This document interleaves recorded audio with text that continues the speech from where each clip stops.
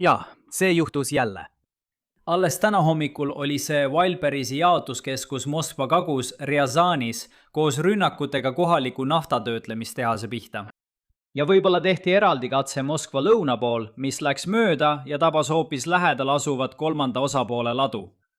Igal juhul kahjud aina kasvavad. Juba enne seda viimast lainet hindas Eesti luure kahjude suuruseks $2 miljardit. See on number, mis näib paratamatult kasvavat. Lõppude lõpuks on Ukraina innukalt näidanud oma valmisolekut rünnata Venemaa Amazoni. Lääne liidrid pole selle strateegia kohta praktiliselt midagi negatiivset öelnud, kuigi Valges Majas toimunud kohtumine oleks olnud Trumpile selleks ideaalne võimalus. Ja Venemaa õhutõrje on näidanud vähest suutlikkust neid kaitsta, kuna neil on raskusi isegi eespool mainitud rafineerimistehaste süsteemide kaitsmisega. Nüüd töötlevad Wildberries ja selle peamine konkurent Ozon, mida Ukraina samuti eelmisel nädalal ründas, kuni 8,5% Venemaa SKP-st. Täpset arvu on keeruline välja tuua, pea see mõte korraks meeles. Seega on laiem küsimus selles, kas Ukraina uus ründestrateegia suudab tekitada nakkusefekti, mis viib kogu ülejäänud Venemaa majanduse allamäge. Ja ka sellele küsimusele on keeruline vastata, sest toimuv on läbipaistmatu, nagu kõik muu Venemaal. Seega veedame veidi aega, et mõista tingimusi, mille korral rünnakud Wildberriesi vastu võiksid kogu Venemaa majanduse laiali lammutada. Alustan sellest, kuidas Wildberriesi ärimudel on üllatavalt vastupidav üksikutele rünnakutele ladude vastu. Aga enne, kui keegi korporatsioonis liiv elevile läheb, liigume kohe edasi sellele, kuidas neil Ukraina suurema kampaania kontekstis enam toimivat ärimudelit ei ole. Seejärel uurime rünnakute otsest majanduslikku mõju, mis on tõepoolest tohutu. Ja lõpetuseks uurime võimaliku nakkusefekti riske ülejäänud Venemaa majandusele, mis on küll võimalik, kuid pole selge, kuidas see täpselt juhtuda võiks. Aga kõigepealt peame arutama nende rünnakutega seotud otseseid probleeme. Ja ma alustan mõne hea uudisega ettevõtte jaoks, sest peaaegu kõik ülejäänu on halb uudis. E-kaubanduse hiiglaste, nagu Wildberries, jaotuskeskused töötavad peaaegu sõltumatult üksteisest. See ei ole nagu rattamudel, kus üks sõlm varustab teisi sõlmi ja teised sõlmed toetavad üksteisele oma laovarude hoidmiseks. Kaupmehed, kes kasutavad Wildberriesi oma müügiplatvormina, saadavad oma kaubad otse erinevatesse ladudesse ning kõik jääb sinna, kuni see ladu peab täitma kohaliku tellimuse. Vähemalt nii toimib see võrreldavate börsiettevõtete puhul. Otsest teavet Wildberriesi kohta on raskem saada, kuna see on eraettevõte ja asub Venemaal. Aga pole põhjust arvata, et nad teevad asju teisiti. Eriti kuna ettevõtte keskne idee on Amazoni ärimudeli kopeerimine. Igatahes on see Wildberriesi jaoks hea uudis, sest see tähendab, et rünnak ühe lao vastu ei halvasta kogu võrku. Nii et kui näete statistikat, et 10% Wildberriesi logistikast on hallatud, siis peaksite neid numbreid võtma täpselt sellena, mida need ütlevad. See 10% ei põhjusta olulisi probleeme järgmisele 10%-le, mis omakorda tekitaksid probleeme järgmisele 20%-le ja nii edasi. Ärge mõelge sellest nagu dominoefektist. See on samuti hea uudis Wildberriesi idapoolsete tegevuste jaoks. See on üleriigiline ettevõte, millel on laod isegi Vladivostokis. Suured vahemaad tähendab, et Wildberriesi idapoolne tuluosa on suhteliselt turvaline. Seda öeldes jõuan nüüd Wildberriesi halbade uudiste juurde. Neil pole sisuliselt enam toimivat ärimudelit. Ja ma ei pea seda silmas ainult nende ladude kohta, mis juba põlevad, vaid ka kogu nende tegevuse kohta Ukraina löögiraadiuses, mis hõlmab suuremat osa ettevõtte huvidest, sest Venemaa majanduslik raskuskese on nii kaugel läänes. Peamine probleem siin on ootused ja see, kuidas saada kogu Wildberriesi süsteemi iga osa kaasa lööma. Sest isegi kui Wildberriesi juhtkond tahab jätkata, vajavad nad ikkagi paljude teiste koostööd. Peamine probleem siin on see, et töötajad üldse tööle tuleksid, et laod töötaksid. Ujuta korraks ette, et sa töötad ühes neist. Enamiku töötajate jaoks ei ole see töö eriti atraktiivne. See väsitab sind ära, aga vähemalt saad selle eest vastavalt palka. Nüüd lisa sellele märkimisväärne võimalus surra. Siis võib-olla sa homme tööle ei lähegi. see ei tee olukorda paremaks, et Wildberriesi töötajad näivad olevat õhurünnakutes täiesti teadmatud, kuigi radarid suudavad sihtmärgi üldise asukoha ette ennustada.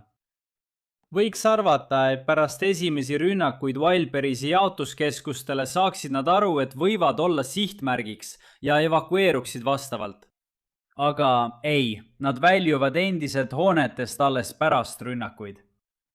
Igatahes üsna pea hakkavad kõik need töötajad tõsiselt mõtlema, kas tasub seal töötada, kui palgas ei maksta riskipreemiat. Ja isegi kui sulle meeldib olla Wildberriesi töötaja, pead sa ikkagi muretsema, et su ladu võib homme lihtsalt kaduda. Võib-olla oleks mõistlik juba praegu hakata otsima alternatiivset tööd, et sa ei jääks tööpäevadest ilma. Ja just siin hakkab laiem sõjaline erioperatsioon tekitama probleeme Wildberriesi peakontorile. Praegu ei ole Venemaal raske tööd leida. Töötuse määr riigis on 2,1%, mis tuleneb sellest, et töövõimelised inimesed saadetakse Ukrainasse ning kodumaine sõjatööstus peab palkama uusi töötajaid, et varustada kõiki neid sõdureid. Samal ajal peavad müüjad eeldama, et nad tõepoolest müüvad oma tooteid Wildberriesis, mitte ei näe, kuidas kõik lihtsalt maha põletatakse. Praegu on märgid, mida müüjad saavad, täpselt vastupidised sellele, mida neil vaja oleks. Peameeles. Vahetult enne esimesi rünnakuid uuendas Wildberries oma teenuse tingimusi, pannes tarnijad vastutama kõigi sõjategevuses hävinenud kaupade eest. SMO.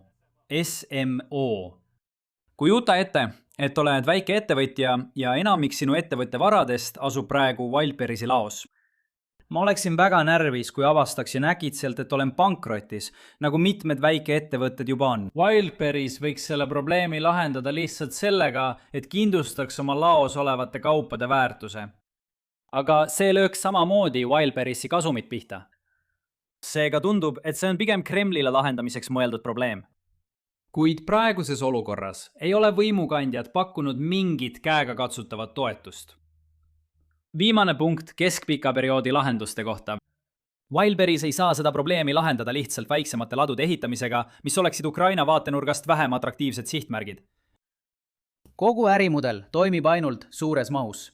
Kui sul ei ole suuri jaotuskeskusi, siis sul ei ole kasumlikku äri.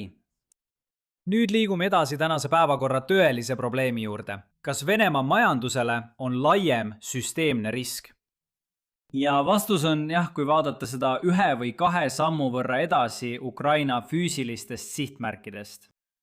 Kuid olukord, mis oleks võrreldav suure majanduslanguse nakkusefektiga, on palju vähem tõenäoline. Las ma alustan probleemist, mis puudutab müüdavaid tooteid. Vene Amazon on kasulik lühend, et mõista, mis on Wildberries, kuid see on eksitav, kui süveneda nende ärimudelitesse. Amazon toodab ise hulga tooteid ja müüb otse veel palju rohkem. Kolmandatest osapooltest müüjad on osa ökosüsteemist, kuid nad ei moodusta kogu ökosüsteemi. Vastupidiselt sellele müüvad peaaegu kõiki tooteid, mida venelased Wildberriesist ostavad, kolmandad osapooled. Wildberries toimib üksnes müügiplatvormi ja tellimuste täitmise ettevõttena. Näiteks Wildberriesi kaubakäive ehk platvormi kaudu liikuv rahasumma oli 2025 aastal 6,1 triljonit rubla. Kui läbivoolavad rublad maha arvata, oli Wildberriesi tegelik tulu vaid umbes 1–1,5 triljonit rubla. Pane tähele, et ma pean siin kasutama tööstusharu võrdlusandmeid, sest erafirmana ei avaldanud Wildberries oma tulunumbreid. Seetõttu on sellele 2 võimalikku vaatenurka. Üks võimalus on, et kõik laguneb koost ja 6,1 triljonit rubla kaob Venemaa majandusest, välja arvatud see jätkusuutlik väärtus, mis idas veel alles on. Et seda tuttavamatesse terminitesse panna, räägime umbes 80 miljardist dollarist. See on ka see, kuidas jõutakse varasema 8,5% Venemaa SKP näitajani, kui lisada siia ka laiemad rünnaku all olevad e-kaubanduse süsteemid. Vastuväide on see, et müüjad võivad otsida alternatiivseid lahendusi, mis aitaksid kogu majanduslikku kahju leevendada. Aga me peaksime siin olema ettevaatlikud nende lahenduste praktilisuse suhtes. Need ettevõtted, samuti nende võimalikud konkurendid, ei saa lihtsalt üleöö taaselustada traditsioonilist jaemüügimudelit. Ja sa, isegi kui nad seda teeksid, ei ole ma kindel, mida see üldiselt sõjalise erioperatsiooni kohta ütleb, sest see tähendaks sisuliselt majandusliku arengu tagasiviimist umbes 20 aasta võrra.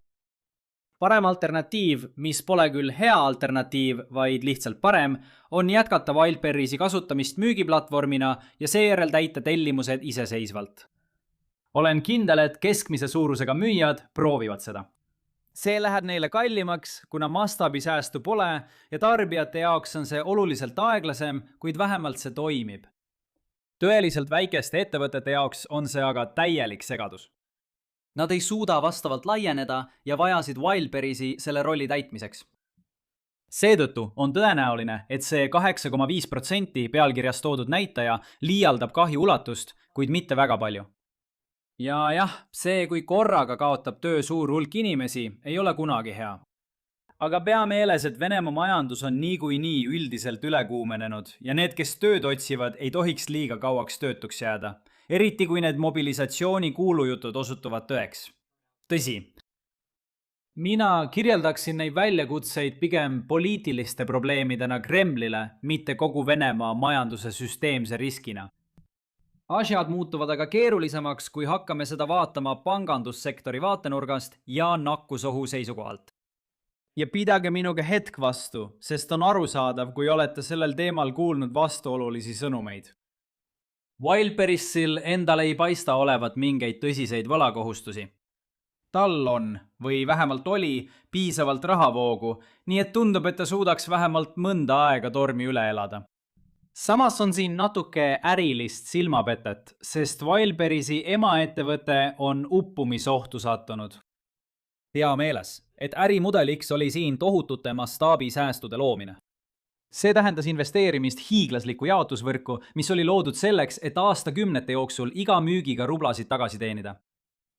Me ei tea täpselt, kui suur see võlakoormus on, sest Wildberries on eraettevõte, aga üks hinnang, mis tehti enne droonisaaga algust ja seega pole seda mõjutanud traditsioonilised arvamused Venemaa kohta, pani selle suuruseks 16,3 miljardit dollarit. Umbes 40% sellest on võlgu suurele riigile kuuluvale pangale. Seetõttu oleks kogu Venemaa pangandussektorile väga halb, kui Wildberries muutuks ootamatult maksejõuetuks. Siiski on suur vahe sellel, kas asi on lihtsalt väga halb või tähendab see hüvasti Putin. Me peaksime olema ettevaatlikud ja asetama probleemi ulatuse õigesse konteksti. See on vähem kui 1% SKP-st. Võrdluseks, finantskriisi ajal moodustas subprime hüpoteeklaenude jääk 9% USA SKP-st. See on muidugi nagu õunte ja apelsinide võrdlemine, aga mõte on selles, et me räägime siin ühest ettevõttest, mitte palju keerulisemast finantssüsteemist. Lisaks pole kahtlustki, et Putin päästaks selle ettevõtte, kui alternatiiv oleks finantskriis ja tema sõjalise erioperatsiooni lõpp.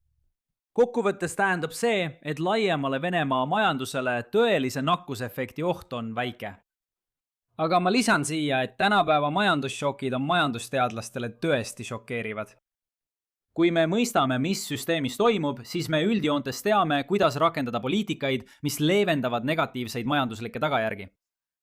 Seepärast, iga kord, kui internet kuulutab, et Venemaa on rahaliselt läbi, tuleb alati mingi sekkumine, mis muudab loo selliseks, et Venemaa on lihtsalt kannatada saanud. Aga teisest küljest on siin kindlasti olemas pusletükid millegi palju suurema jaoks, kuid võimalik katastroof ei ole meile selge enne, kui me juba selle keskel oleme. Või siis vastates sellele, mida pealkiri lubas. Wildberriesi hävitamine võiks lammutada ülejäänud Venemaa majanduse, kui on ettenägematu seos laiema majandussüsteemiga. See oleks ilmselt miski, mis hoiaks meid öösiti üleval, kui mina oleksin asjade eest vastutav.